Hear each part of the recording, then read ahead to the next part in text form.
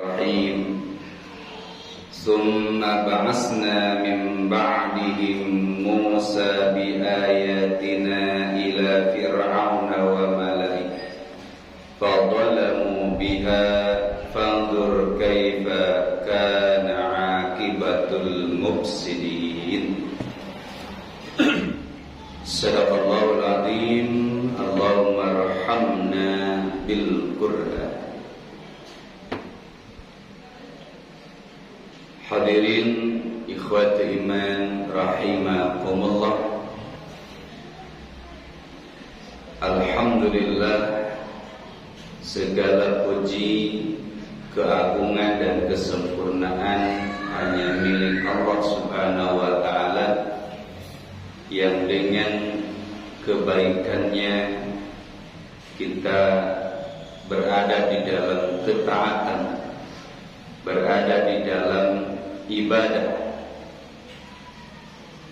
dan dengan kebaikannya kita dapat memahami ayat-ayat Al-Quran yang diturunkan oleh Allah Subhanahu wa ta'ala sebagai huda, sebagai petunjuk, bimbingan yang akan menuntun dan mengarahkan kita ke jalan yang benar, jalan yang lurus, jalan keselamatan, jalan untuk meraih ampunan dan ridha Allah Subhanahu wa ta'ala.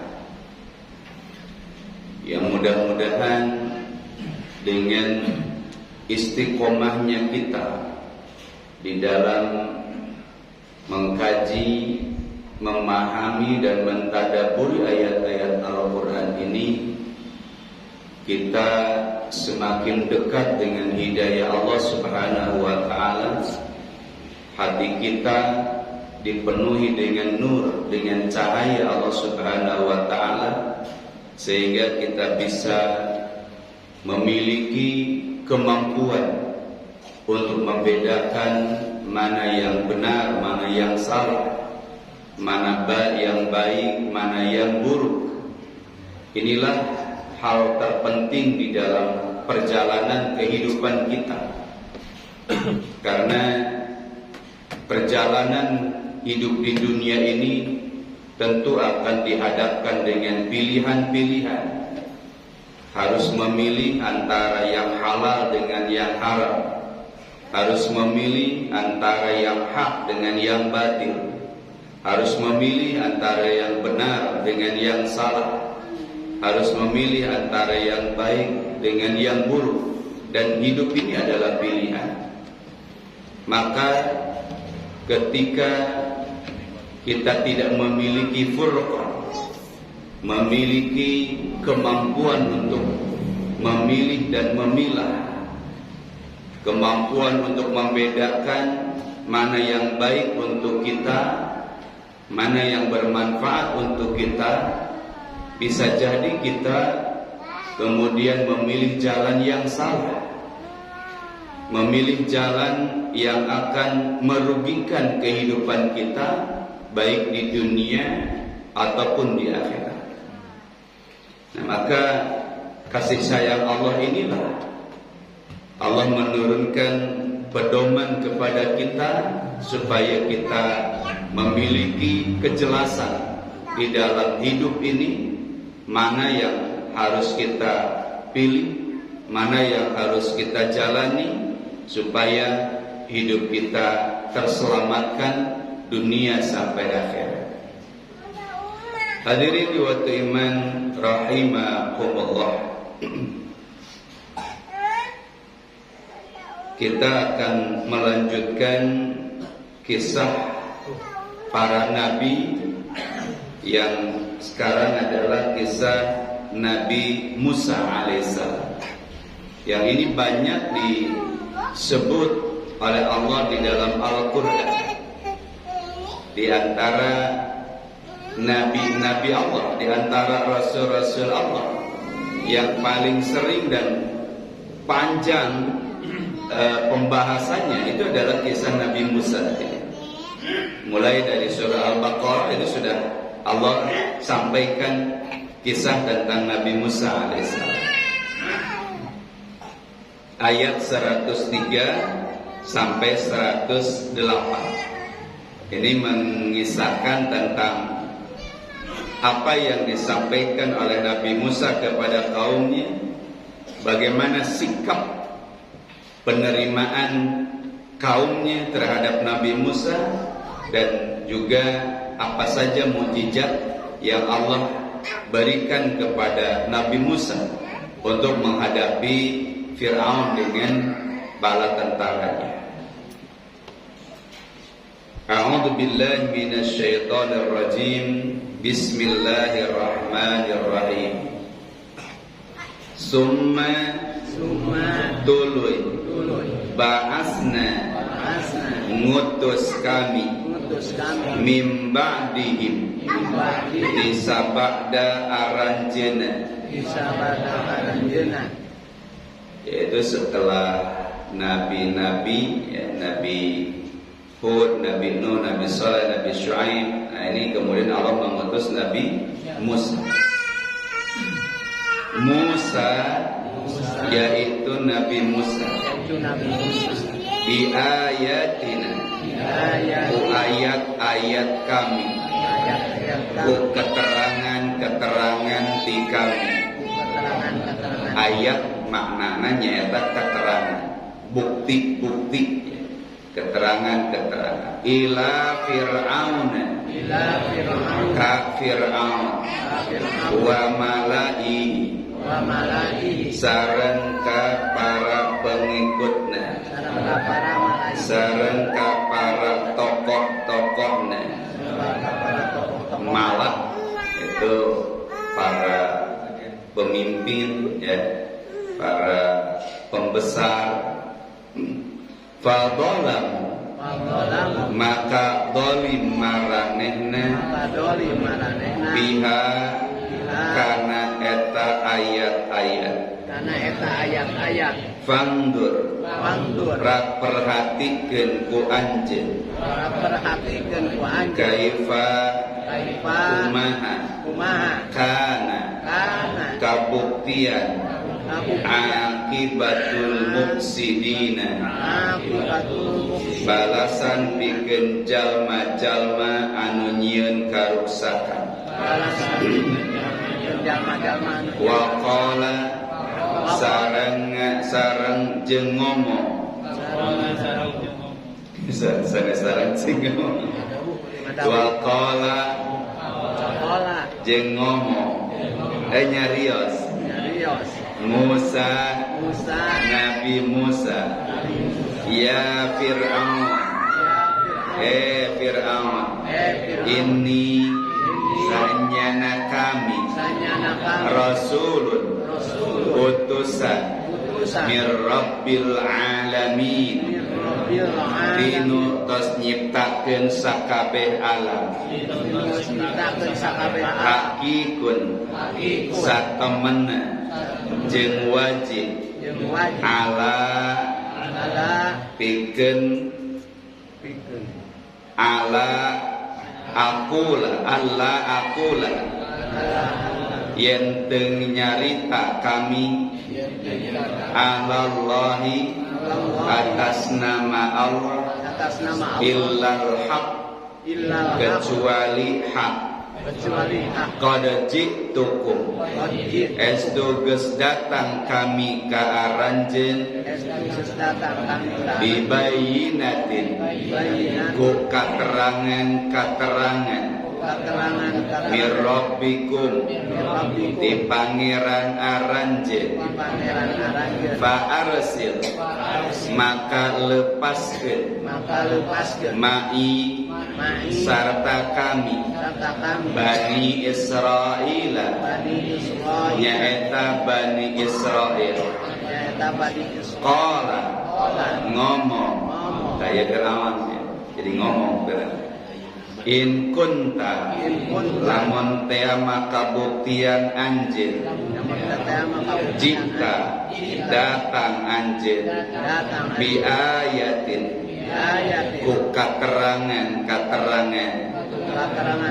fakti prakdatangkeun ku anjeun biha ku eta katerangan in kunta lamun kabuktian anjeun minas sadiqina dinu baleuna fa'alqa maka ngalungkeun asahu kana tongkatna faida nya harita iya eta tongkat sohbanun jadi orang mubinun anu nyata wa nazara sareng nyabut mantena yadahu kana pananganana faida nya waktu harita iya eta panangan bayadhu bercahaya linnadirina pikeun anu narempo. Hadirin diwatu iman rahimakumullah, Nabi Muhammad sallallahu alaihi wasallam sebagai penutup para nabi dan para rasul yang menyempurnakan ajaran Islam yang dibawa oleh nabi dan rasul sebelumnya, diutus oleh Allah kepada seluruh manusia dan memulai dakwahnya di Makkah. Beliau mengingatkan kepada kaumnya kepada umatnya, ya, bangsa Arab, bangsa Quraisy pada saat itu, tentang apa yang telah terjadi terhadap umat-umat sebelumnya. Rasul diceritakan oleh Allah di dalam Al-Quran bagaimana Allah menghukum kaum Nabi Nuh, bagaimana Allah menghancurkan kaum Ad, kaum Samud, bagaimana Allah membinasakan kaum Nabi Lut. Ini disampaikan oleh Rasulullah SAW supaya mereka yang menentang dakwahnya, yang mendustakan ajarannya, itu mendapatkan pelajaran. Karena Rasul itu diutus oleh Allah Subhanahu wa taala sebagai basyirau wa nadhira.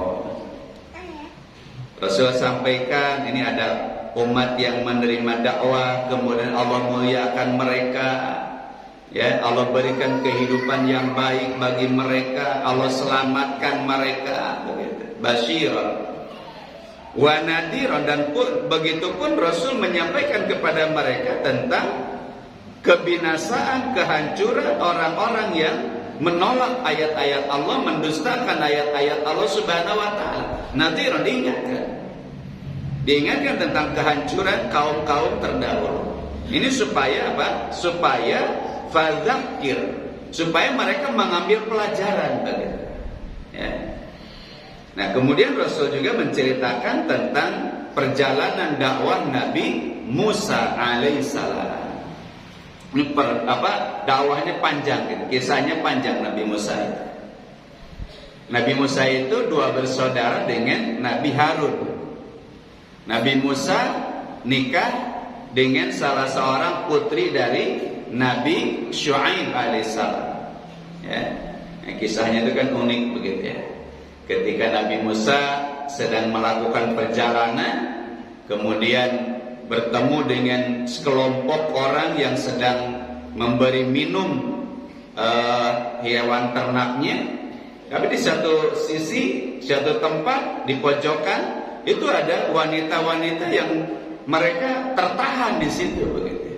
Tidak bisa mengambil air untuk memberi minum ternaknya itu. Maka kemudian didekati oleh Nabi Musa ini, ditanya ini mau apa, begitu ya. Maka dengan malu-malu dia itu mengatakan bahwa saya tidak bisa mengambil air untuk memberikan minum binatang ternak karena di sana banyak laki-laki. Maka Nabi Musa menawarkan jasanya beliau mengambilkan air untuk wanita tersebut. Ini menarik nanti kisahnya ya, tentang perjalanan Nabi Musa. Ini sebelum beliau jadi nabi ya. Dan kemudian bertemu jodohnya yang tadi yang dia tolong itu. Ya. Ternyata itu adalah keturunan Nabi Syuaib alaihissalam dan dinikahkan oleh Nabi Syuaib. Allah menyebutkan di dalam ayat ini, summa ba'asna min ba'dihim Musa. Kemudian Allah Subhanahu wa taala mengutus setelah nabi-nabi yang lain, ya, setelah Nabi Syuaib kemarin, setelah Nabi Lut, setelah Nabi Hud, ya, setelah Nabi Nuh gitu. Maka Allah Subhanahu wa taala mengutus Nabi Musa alaihissalam. Karena memang di dalam Al-Qur'an disebutkan tidak ada suatu kampung, tidak ada suatu umat kecuali Allah mengutus seorang nabi, seorang utusan di tengah-tengah umat itu. Untuk apa? Untuk memberikan pelajaran-pelajaran, membimbing manusia supaya mengenal Allah Subhanahu wa taala. Supaya manusia tidak tersesat, supaya manusia mengetahui siapa dirinya, apa tanggung jawabnya. Maka Allah mengutus para nabi. Kata Allah diantaranya adalah walaqad ba'asna fi kulli ummatin.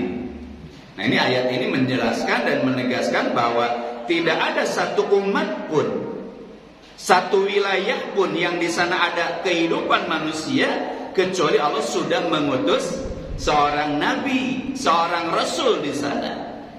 Supaya apa? Supaya nanti di akhirat manusia tidak lagi punya alasan untuk tidak beriman kepada Allah.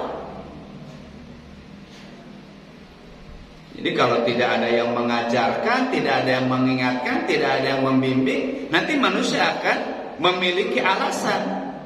Ya Allah, saya tidak mengenalmu, saya tidak beribadah kepadamu, saya tidak taat kepadamu, karena memang tidak tahu begitu.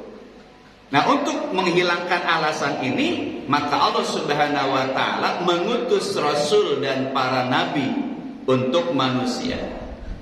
Jadi nanti mohon maaf misalkan ya, di dunia di akhirat itu tidak ada lagi alasan saya tidak tahu begitu. Karena Allah telah mengutus utusannya kepada manusia. Itu salah satu hikmahnya begitu ya. Maka termasuk Nabi Muhammad itu kan litakunu syuhada'a 'alan nas, supaya nabi itu menjadi syuhada, syahid, menjadi saksi bahwa ajaran Allah itu sudah disampaikan, kebenaran sudah disampaikan. Syuhada. Maka Rasul itu ada dalam satu riwayat, ketika Rasul menyampaikan suatu ayat, kemudian Rasul bertanya kepada para sahabat, hal balagtu, bukankah saya sudah menyampaikannya? Maka dijawab oleh para sahabat, bala, benar ya Rasul, benar wahai Muhammad, engkau telah menyampaikan kepada kami. Maka Rasul kemudian berkata, Allahumma syahad, ya Allah saksikan. Begitu. Karena nanti Rasul dimintai pertanggungjawaban. Rasul nanti akan ditanya oleh Allah Subhanahu wa taala, sudahkah engkau sampaikan ajaran ini? Dan Rasul sudah menyampaikannya. Maka Rasul selalu menyampaikan, Allahumma syahad, ya Allah saksikan bahwa aku sudah menyampaikan risalah ini. Jadi Rasul sudah lepas tangannya dan nanti akan menjadi saksi di akhirat nanti. Ya, menjadi saksi keimanan kita, menjadi saksi keislaman kita. Itu Rasul. Ya, dan juga menjadi saksi untuk nabi-nabi dan rasul-rasul sebelumnya, bahwa nabi dan rasul sebelumnya itu sudah juga menyampaikan kepada kaumnya. Ya. Kemudian Nabi Musa dianugerahkan oleh Allah Subhanahu wa taala bi ayatina. Jadi Nabi Musa ketika diutus oleh Allah Subhanahu wa taala, maka Allah memberikan kepada Nabi Musa ini ayat, keterangan-keterangan. Sebagaimana dalam ayat-ayat sebelumnya, bahwa tugas para nabi, tugas para rasul adalah yatslu alaihim ayati. Tugas rasul itu adalah membacakan ayat-ayat Allah Subhanahu wa taala, menyampaikan keterangan-keterangan dari Allah Subhanahu wa taala. Itu kan tugas rasul. Yatslu alaihim ayati. Nah, maka Allah anugerahkan, berikan, turunkan kepada Nabi Musa ayat-ayat, bukti-bukti kekuasaan Allah Subhanahu wa taala, petunjuk tentang kebenaran Allah Subhanahu wa taala, bahwa Allah itu yang menciptakan alam semesta, bahwa Allah itu yang berhak disembah. Itu sudah dijelaskan di dalam ayat-ayat Allah yang kemudian dibacakan oleh para nabi kepada kaumnya, kepada umatnya. Sebagaimana Nabi Musa diberikan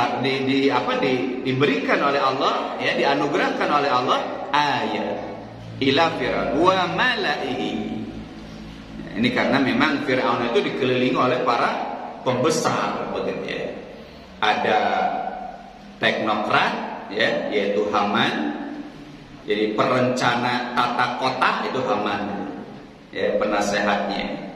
Kemudian juga ada konglomeratnya Qarun, begitu ya. Kemudian ada juga pembisik spiritualnya, tukang sihir. Jadi lengkap Firaun itu, ya. Ini kekuasaan, kehebatan Firaun itu begitu. Jadi orang-orang di sekitarnya itu orang-orang yang hebat, begitu. Ada ahli pembangunan, gitu ya. Kemudian juga ada penyokong dananya, ada juga penasehat spiritualnya, tukang sihir itu. Nah, jadi maka kuat gitu Firaun itu. Kekuasaannya itu sangat luar biasa. Maka di sini disebutkan apa? Wa mala'i. Mala itu tokoh-tokoh, mala itu pembesar-pembesar. Nah, termasuk tukang sihir yang nanti diantara mereka itu kemudian tersadarkan dan mereka mengikuti dakwah Nabi Musa alaihissalam. Ya, nanti ada cerita yang menarik tentang tukang sihir ini. Nah, apakah mereka menerima dakwah Nabi Musa, ajakan seruan Nabi Musa? Mereka disebutkan di dalam ayat ini fadzalamu biha, sebagaimana kaum-kaum terdahulu, hadirin. Ya. Mereka bukan menyambut seruan Nabi Musa yang tujuannya ingin menyelamatkan mereka, tapi justru mereka merespon, mereka menerima itu dengan apa? Dengan pengingkaran. Fadzalamu ay kafaru. Justru mereka menentang, mereka mendustakan. Dolamu di sini bisa mendustakan, bisa menentang, gitu ya. Fadzalamu biha. Fir'aun dengan bala tentaranya, Fir'aun dengan para pembesarnya, mereka mendolimi ayat-ayat Allah, mendolimi Nabi Musa alaihissalam, menentang, mendustakan ayat-ayat Allah Subhanahu wa taala. Sama kan dulu juga Nabi Nuh seperti itu oleh kaumnya, ya. Nabi Lut juga seperti itu, Nabi Saleh, Nabi Hud, Nabi Syuaib juga seperti itu. Dan memang sunnah dakwah itu seperti itu. Pasti ada orang yang tidak senang dengan dakwah itu, ya. Nah, ini jadi pelajaran bagi Nabi Muhammad SAW dan juga bagi kita, bahwa ya tidak semua orang senang dengan yang memberikan nasihat. Kemarin ketika bahasan Nabi siapa? Walakin la tuhibbunan nasihin. Kisah Nabi Saleh kalau tidak salah, ya. Nabi Saleh sudah menasihati mereka, mengingatkan mereka, ya, tapi kata Nabi Saleh di dalam ayat itu walakin la tuhibbunan nasihin. Tapi kalian itu tidak senang kepada orang-orang yang ngasih nasihat itu, ya. Padahal Nabi itu menasihati mereka supaya selamat, gitu. Ya, supaya mereka ini selamat dari adab Allah Subhanahu wa taala. Tapi ya penerimaan mereka lah. Ya. Maka kata Allah, fandur kaifa kana aqibatul mufsidin. Coba perhatikan oleh kamu wahai Muhammad, bagaimana Allah menghukum orang-orang yang merusak, mufsid. Fir'aun bukan saja merusak tatanan kemanusiaan, tatanan kehidupan manusia, memperbudak Bani Israel, ya, membunuh, merusak, begitu ya, menganiaya, menjajah, tapi juga merusak tatanan ajaran Islam. Akidahnya dirusak. Yang seharusnya manusia itu menyembah Allah Subhanahu wa taala, Fir'aun mengkondisikan masyarakatnya supaya mereka menyembah Fir'aun. Ya. Bahkan rahimakumullah, dalam ayat-ayat berikutnya, setiap orang yang ingin beriman kepada Allah, yang ingin mengikuti ajaran Nabi Musa, itu harus seizin Fir'aun. Coba bayangkan bagaimana tidak rusak tatanan keagamaan pada saat itu. Ya. Jadi untuk iman saja harus ada izin dari Fir'aun. Nah ini kan luar biasa kerusakan yang ditimbulkan oleh Fir'aun ini. Maka kalimatnya di sini, fandur kaifa kana aqibatul mufsidin. Coba perhatikan bagaimana Allah memberikan balasan hukuman kepada orang-orang yang melakukan kerusakan. Maksudnya di sini adalah Fir'aun dengan para tokoh-tokohnya yang mereka merusak tatanan kehidupan kemasyarakatan, juga merusak tatanan kehidupan beragama. Jadi manusia disesatkan, manusia diajak kepada kemusyrikan, disuruh, diajak, ya, diwajibkan untuk mempertuhankan Fir'aun. Sampai-sampai untuk beriman saja harus izin Fir'aun. Ya. Nanti ada ayat-ayatnya. Maka kemudian Nabi Musa menegaskan, menyampaikan misinya. Ya, kata Nabi Musa, ya Fir'aun, inni rasulun mir rabbil alamin. Hai Fir'aun, saya ini utusan Allah, Rabbul alamin. Di sini Nabi Musa menjelaskan tentang keagungan Allah. Saya ini bukan utusan raja, saya ini bukan utusan manusia. Saya ini adalah diutus oleh yang telah menciptakan kita, menciptakan kehidupan ini, menciptakan bumi, menciptakan langit. Rabbul alamin. Coba bayangkan. Ini memang harus disampaikan oleh Nabi Musa dengan kalimat ini. Kenapa? Karena Fir'aun itu orangnya yang sombong begitu. Dia sudah merasa dirinya sebagai Tuhan. Maka kalau dengan kalimat-kalimat biasa tidak akan tersentuh dia. Ya, saya ini tugasnya untuk mengajarkan, menasehati kamu. Kalau kata-kata itu tidak akan diterima dari dia. Maka ini kalimatnya tegas. Saya ini utusan dari yang telah menciptakan kita, menciptakan bumi, menciptakan langit, menciptakan kehidupan ini. Kenapa? Karena Fir'aun itu sudah mengklaim dirinya bahwa Mesir ini beliau yang mengatur gitu. Ya, ini sungai-sungai itu saya yang mengendalikan. Saya bisa menghidupkan, saya bisa mematikan. Nah, ini kan luar biasa gitu. Pembangkangan yang dilakukan oleh Fir'aun ini. Maka Nabi Musa menegaskan, hei Musa, saya bukan utusan manusia biasa. Saya bukan utusan seorang raja. Saya ini diutus oleh Allah yang menciptakan kamu, begitu. Nah, ini maknanya begitu. Jadi ini kalimat yang sangat tegas kan. Inni rasulun mir rabbil alamin. Untuk membantah klaim, ya, pengakuan bahwa Fir'aun itu adalah Rabbul Alamin. Bahkan dia mengatakan ana rabbukumul a'la. Saya penguasa yang paling tinggi, kan begitu. Maka nanti ada dialog-dialog yang mengandung logika, ya, antara Nabi Musa dengan siapa? Dengan Fir'aun. Kemudian apa yang disampaikan oleh Nabi Musa berikutnya? Kata Nabi Musa, hakikun, wajib bagi saya alla aqula 'ala Allah. Alla aqula 'ala Allah illal haq. wajib bagi saya untuk tidak mengatakan sesuatu yang tidak benar.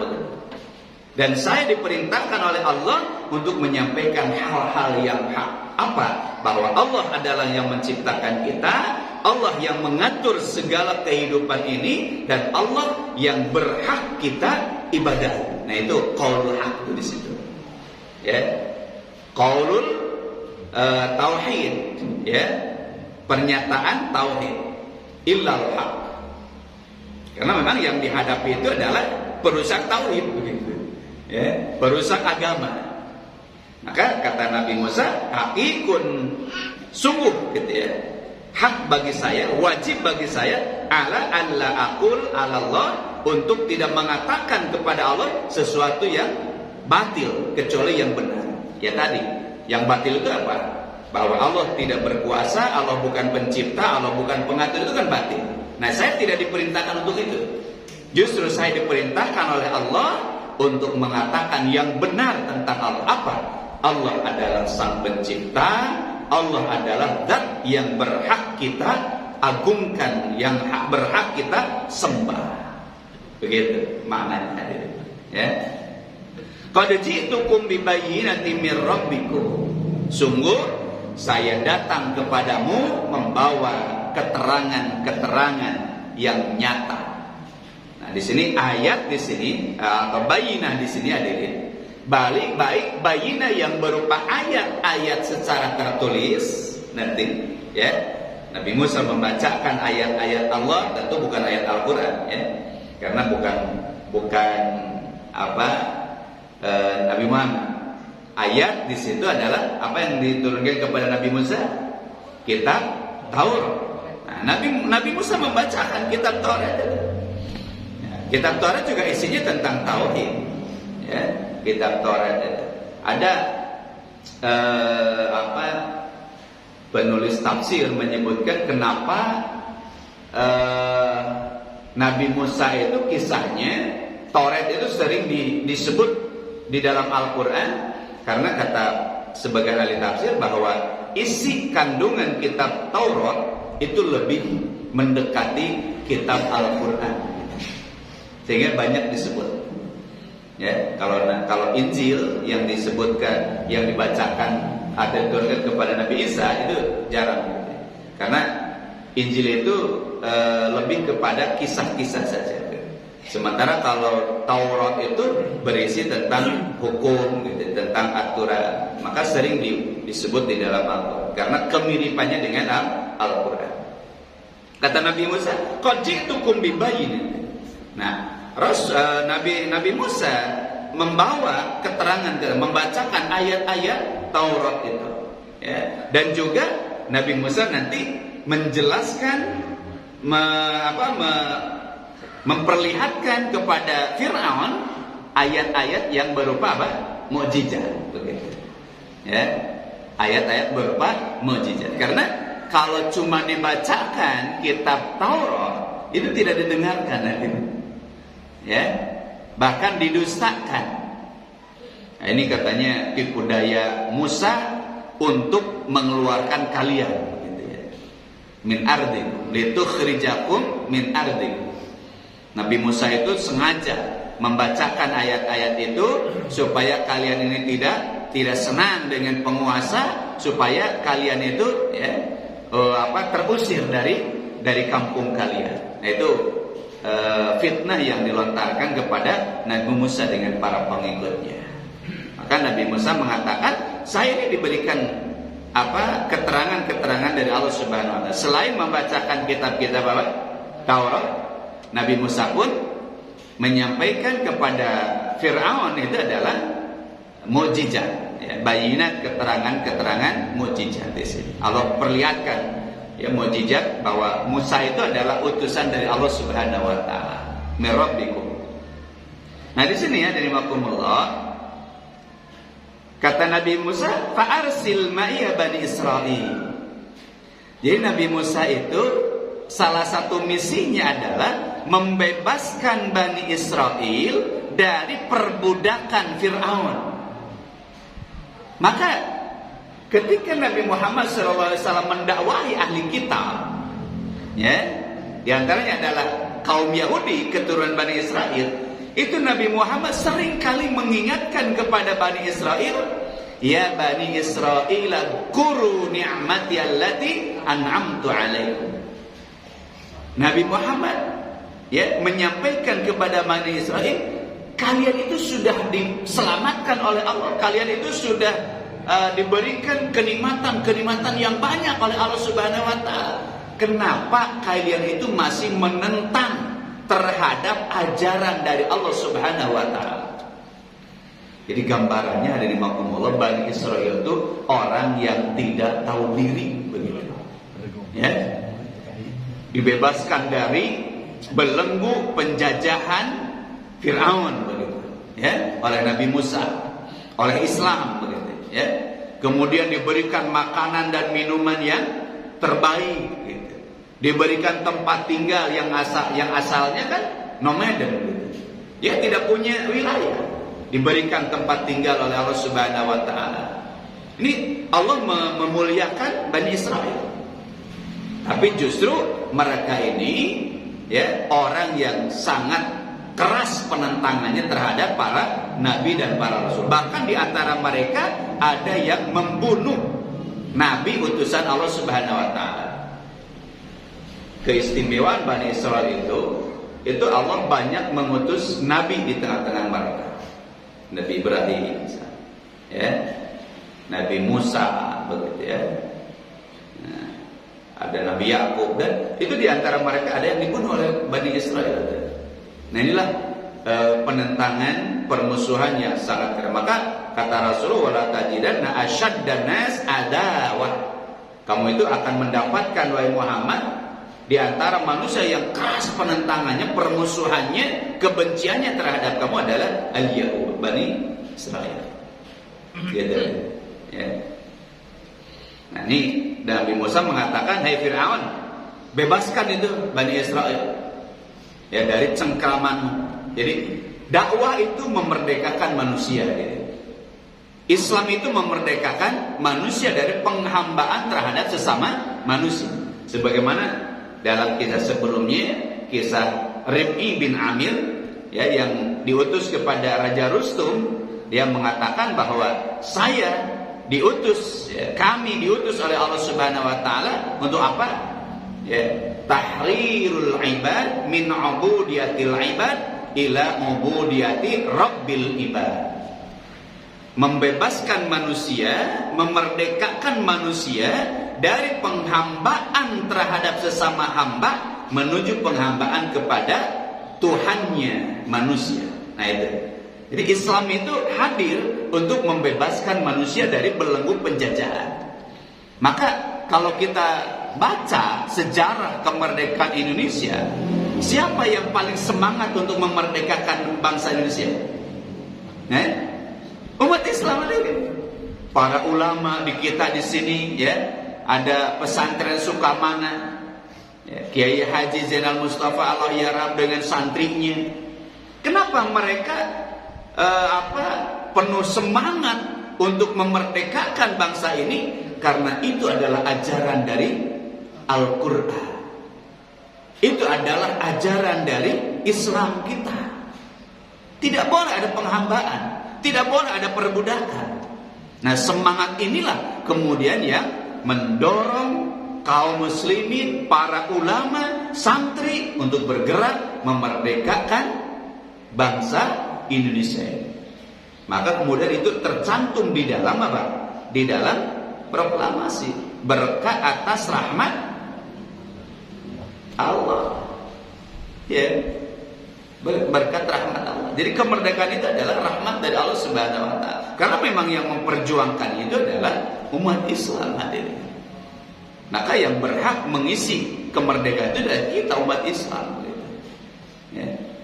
Karena orang tua kita dulu yang mengorbankan segalanya, begitu ya, hartanya, jiwa raganya, nyawanya. Umat Islam yang banyak andil ya dengan lahirnya kemerdekaan bangsa kita adalah umat Islam, para ulama yang memimpinnya dengan pekikan Allahu Akbar. Ya. Ini kemarin diperingati kemerdekaan Indonesia. Tanggal berapa tidak? Tanggal berapa Ramadan? Kemarin tanggal 9 Ramadan. Ya. 9 Ramadan, 17 Agustus 9 Ramadan. Maka kemarin ada masa ormas Islam yang memperingati kemerdekaan Indonesia 9 Ramadan. Kita nunggu 17 Agustus. Nah itu. Jadi bulan Ramadan kan, ya, proklamasi kemerdekaan itu bulan Ramadan. Ya, ini luar biasa. Ya. Nah, ini hadimakumullah senafas dengan surah Ali Imran ayat 79 bahwa misi dakwah itu adalah tahrirul insan, memerdekakan manusia dari perbudakan. Jangan sampai dakwah itu justru memperbudak manusia begitu. Ya. Nah di sini dalam surah Ali Imran ayat 79 Allah menyebutkan ma kana li basyarin ayyutiyahul kitaba wal hukma wan nubuwah, kata Allah. Tidak pantas bagi seseorang, ini bukan saja nabi, seseorang basyar, seorang manusia yang Allah berikan kepadanya kitab, ya nabi, wal hukma, pelajaran-pelajaran. Berarti siapa saja ustaz yang Allah berikan ilmu kepadanya, pemahaman, ya, kiai yang diberikan Allah kepadanya pemahaman, atau orang yang diberikan nubuah, kenabian. Kemudian dia mengatakan kepada mustaminya, kepada mad'unya, kepada masyarakatnya, kepada umatnya, dia mengatakan yaqulu linnas kunu ibadan li min dunillah. Kalian itu harus menyembah saya. Kalian itu harus menjadi budak saya. Kalian itu harus mengagung-agungkan saya. Itu tidak boleh hadirin. Dakwah seperti itu. Ya. Maka tidak boleh hal seperti itu. Kita diberikan ilmu oleh Allah, kita diberikan pemahaman oleh Allah tentang Islam, kemudian kita memperbudak manusia. Ya. Menjajah secara pemikiran mereka begitu ya. Harus menjadi budak kita, harus menjadi pengikut setia kita. Itu tidak boleh kata Allah. Tapi apa tujuan dakwah? Walakin kunu rabbaniyin. Tapi tugas dakwah itu adalah menjadikan manusia sebagai rabbaniyin. Menjadi hamba-hamba Allah yang menciptakannya. Rabbaniyin. Rabbani itu ada maknanya, ada menjadi alim, ya, orang-orang yang tahu, orang-orang yang banyak ilmu, menjadi faqihun, orang-orang yang memiliki pemahaman yang mendalam, ya, juga yudabir syu'unan daulah, gitu. Mengerti tentang bagaimana tata kelola pemerintahan, itu juga rabbani, ya. Nah jadi dakwah itu harus menjadikan orang itu cerdas, orang itu paham, kemudian memiliki kemampuan-kemampuan untuk mengelola kehidupan ini. Bukan menjadi budak kita, begitu. Ya. Budak bukan menjadi pengikut setia kita. Bima kuntum tu'allimuna al-kitab wa bima kuntum tadrusun. Dengan apa yang Allah telah ajari kalian kita dan apa yang telah kalian pelajari dari kita. Nah ini makna bahwa dakwah itu harus memerdekakan manusia, ya, bukan untuk perbudakan. Qala in kunta ji'ta bi ayatin fa'ti biha in kunta minas shadiqin. Seperti kaum-kaum terdahulu ketika diingatkan itu, ya, justru mereka menantang. Kemarin kan kepada Nabi Syuaib, "Hai Syuaib, kalau kamu benar utusan Allah, kamu mengatakan kalau kita menentang, kalau kita mendustakan, kalau kita tidak mau ikut, kita akan dibinasakan. Ya sudahlah, sekarang sajalah. Mungkin jangan dinanti-nanti. Ulah diengkek-engkek lah, sok ayeuna we lamun bener mah." Begitu ya. Ini sama Firaun juga begitu. Qala, Firaun berkata, in kunta ji'ta bi ayatin, kalau kamu benar membawa keterangan-keterangan, janji-janji dari Allah Subhanahu wa taala, fa'ti biha, sok datangkan ke kami. Begitu. Nantang ini dari Allah, ya. Nantang adab Allah, ya, nantang hukuman dari Allah Subhanahu wa taala, atau juga maknanya di sini adalah nantang, coba mana buktinya kamu itu rasul, gitu. Ya. Coba mana buktinya bahwa kamu itu nabi utusan Allah Subhanahu wa taala. Fa'ti biha in kunta minas shadiqin. Kalau kamu benar nabi, kalau kamu benar utusan Allah, coba mana datangkan buktinya ke sini. Nantang hadir. Ya. Nah itulah orang yang dalam hatinya ada kibrun gitu. Ya, ada takabur. Padahal sudah dibacakan ayat-ayat Allah kepada mereka itu. Sudah dijelaskan tadi, kata Nabi Musa apa? Inni rasulun mir rabbil alamin. Tidak cukup itu deh. Kalimat itu tidak cukup untuk menjadikan mereka ini beriman. Mereka mengatakan, Firaun mengatakan, fa'ti biha in kunta minas shadiqin. Ya. Nah begitu. Maka kemudian Nabi Musa alaihissalam karena diberikan mukjizat oleh Allah Subhanahu wa taala, maka ayat berikutnya fa'alqa 'asa fa idza hiya thu'banun mubin. Nabi Musa tidak tahu bahwa tongkatnya itu apa? Mukjizat. Orang sehari-hari dipakai menggiring apa? Gorong domba. Ya. Ya kalau pegel dia bersandar ke tongkat itu, nggak tahu mukjizat. Tidak tahu bahwa tongkat itu sebuah mukjizat. Ya. Maka ketika ditanya, "Hai Musa, wa matil kabiyaminika?" Apa itu yang ada di tangan kamu, hai Musa? Ya, kata dia, "Hiya 'asa." Tongkat ini mah. Ahussu ghanami wa atawaqqa'u. Ya, saya ini kalau saya sedang menggembala, ya saya giring kambing itu dengan tongkat ini gitu. Kalau saya sedang pegel, ya saya bersandar ke tongkat ini gitu. Ya, kalau jalan ya sampai sambil pegang tongkat ini. Ya itu katanya. Nah, tidak tahu bahwa itu adalah mukjizat. Nah, ketika ada tantangan, karena hadimakumullah di antara sunnah dakwah itu adalah akan menghadapi tahadiyah, tantangan. Baik tantangan secara logika untuk mampu menjelaskan kebenaran-kebenaran, seperti halnya nanti ada kisah dalam kisah Nabi Ibrahim dengan Namrud, bagaimana adu kecerdasan antara Nabi Ibrahim dengan Namrud begitu. Ya.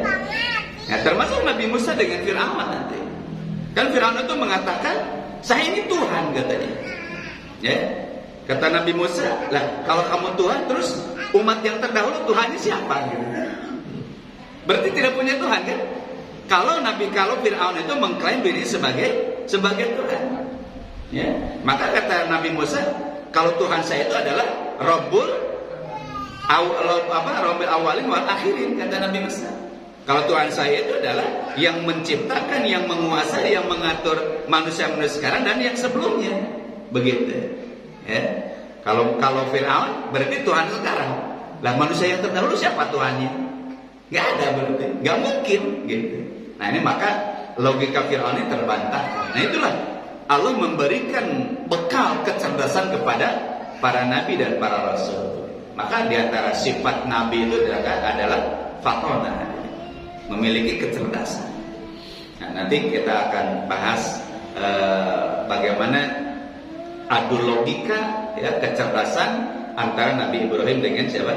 Dengan Namrud. Begitu, ya. Itu kan ada dialog bagaimana memperlihatkan kecerdasan Nabi Ibrahim alaihissalam. Nah, ketika ada tantangan ini, ya, kata Firaun itu, "Fa'ti biha," coba datangkan kepada kamu bukti, ya, bahwa kamu ini adalah utusan Allah. Maka Allah menyuruh Nabi Musa, "Hai Musa, alqu." Coba itu lemparkan. Ada yang menyuruhnya Allah. Ya. Sebagaimana ketika Nabi Musa itu dihadapkan dengan dua pilihan yang sulit, di depan lautan, di belakang pasukan Firaun, Nabi Musa bingung gitu. Nah, ini gimana nih? Sudah pasrah. Kemudian ada perintah Allah Subhanahu wa taala. Kata Allah Subhanahu wa taala, "Hei Musa, pukulkan tongkat itu." Ya, yang nyuruhnya Allah, pukul ya pukul begitu. Tanpa berpikir, nah itu kudu ngagebuk cai sagala, tidak. Ketika Allah yang menyuruh, ya sudah selesai gitu. Nah, inilah kekuatan keyakinan seorang orang beriman kepada Allah Subhanahu wa taala. Seperti kisah Siti Maryam tadi. Siti Maryam ketika sudah melahirkan, lapar, tidak ada makanan, oleh Allah apa? Fahuzi bijid'in nakhl, kata Allah. Hei Maryam, coba oyak-oyak gue tangkal korma. Cik ibu-ibu kalau disuruh ngoyak-ngoyak tangkal korma, kan berpikir 70 kali gitu. Ini apa maksudnya? Dan secara logika nggak mungkin gitu. Buah kurma itu jatuh digoyang-goyang pohonnya, nggak mungkin hadirin. Secara hitungan logika. Tapi karena keimanan yang berbicara, Siti Maryam tidak protes. Siti Maryam tidak berpikir dua kali. Ketika diperintahkan oleh Allah, "Fahuzi bijid'in nakhla", goyang-goyang gitu ya, pohon kurma, ya oleh Siti Maryam. Kira-kira enak tuh? Hah? Kira-kira bergoyang nggak itu pohon kurma? Nggak mungkin hadirin. Coba aja kalau tidak percaya, bapak-bapak yang paling kuat siapa di sini? Itu oyang-oyang tuh tangkal kalapa. Kira-kira oyang mana? Mau hadirin? Apalagi Siti Maryam seorang wanita yang baru melahirkan. Kebayang dalam kondisi lemah fisiknya. Tapi Siti Maryam karena ini perintah dari Allah, ya sudah digoyangkan saja. Tusakit ali rutoban janiyah, maka berjatuhan rutob yang sudah matang. Secara nalar itu nggak mungkin hadirin. Nah begitu pun Nabi Musa alaihissalam. Nabi Musa ketika ditantang berhadapan dengan tukang-tukang sihir, kata Allah, Musa, lemparkan saja. Ya dilempar sama Nabi Musa. Jadi ketika kita diperintahkan oleh Allah Subhanahu wa taala sesuatu, ya sudah laksanakan saja. Tidak usah banyak berpikir apakah ini piuntungan atau ente ya jangan begitu.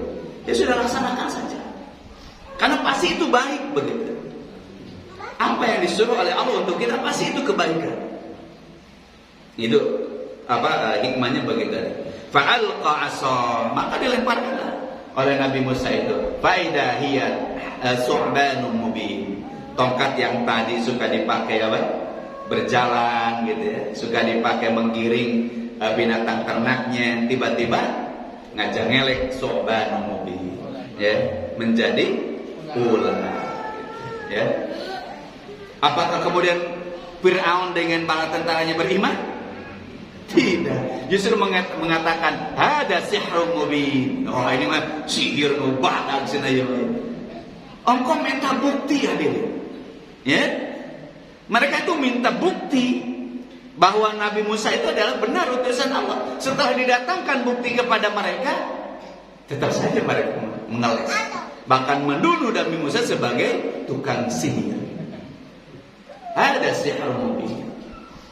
Nah begitulah orang-orang kafir, orang-orang yang sudah tertutup hatinya dengan kekufuran, tertutup hatinya dengan kesombongan. Apapun kebenaran, apapun keterangan yang disampaikan kepada mereka tidak akan mendatangkan kebaikan.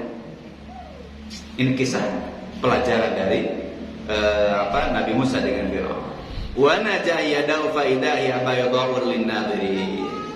Kemudian Nabi Musa mengeluarkan tangannya dari sakunya, kemudian bercahaya, mengeluarkan apa? Cahaya bayadha. Ya, bayat itu putih. Ya. Karena ada tuduhan bahwa Nabi Musa itu abros. Abros itu punya penyakit apa? Kusta gitu, atau penyakit apa yang pelang gitu ya. Campak. Ya. Nah, ketika itu Nabi Musa mengeluarkan tangannya, nggak ada cacat Nabi Musa. Gitu. Ya. Nah ini hadirin makumullah, bahwa kebenaran dari Allah Subhanahu wa taala itu hanya bisa diterima oleh orang-orang yang ada benih-benih keimanan di dalam hatinya. Ya, nah maka kemarin bahwa nasihat seorang tabi'in ketika ilmu itu supaya bisa masuk ilmu itu ke dalam diri kita, ke dalam hati kita, maka yang pertama adalah kita harus membersihkan hati kita dari penyakit-penyakit. Ya, di antaranya adalah penyakit sombong, ya, penyakit takabur. Nah, maka di sini ada pantun terkait dengan ini. Jadi setiap hari saya harus nyari pantun. Pergi berlibur ke Raja Ampat supaya cepat naik kendaraan. Jika hati tertutup rapat, pandangan tersamar dari kebenaran. Jadi bukan tidak jelas keterangan-keterangan dari Allah itu, bukti-bukti kebenaran dari Allah itu terlihat oleh mata sendiri. Ya, maka kata Allah, innaha la ta'mal absar walakin ta'mal qulubul lati fis sudur. Bukan mata yang buta itu, tapi hatinya sudah buta. Begitu. Maka pergi berlibur ke Raja Ampat supaya cepat naik kendaraan. Jika hati tertutup rapat, pandangan tersamar dari kebenaran. Gitu. Jadi masalahnya apa? Hati hadirin. Maka ala inna fil jasadi mudghah idza saluha jasadu kullu. Bahwa hal terpenting di dalam diri kita itu adalah hati. Maka hati inilah yang menjadi pusat penilaian Allah Subhanahu wa taala. Innallaha la yanzuru ila suwarikum wala ajsamikum walakin yanzuru ila qulubikum. Allah itu tidak melihat ganteng tidaknya, jangkung pendekna, mancung pesekna, bodas hidungna, bukan. Tapi apa? Hatinya bersih enggak? Hatinya ada iman enggak? Begitu. Dalam hatinya ada ketauhidan tidak? Jadi maka jagalah hati. Jadi Allah itu melihat kita itu dari hatinya. Kenapa? Karena hati itu tempat iman. Hati itu tempat takwa. Kata Rasul, at-taqwa hahuna. Takwa itu di sini hadirin. Sakitnya juga di sini. Ya. Jadi takwa di sini, sakitnya di sini. Ya. Itu saja dari makumullah yang bisa kita bahas dalam kesempatan ini. Ya, insyaallah kita akan lanjutkan di masih tentang dakwah Nabi Musa alaihissalam dalam ayat surah Al-A'raf. Sekian, bila taufiq wal hidayah. Wassalamualaikum warahmatullahi wabarakatuh.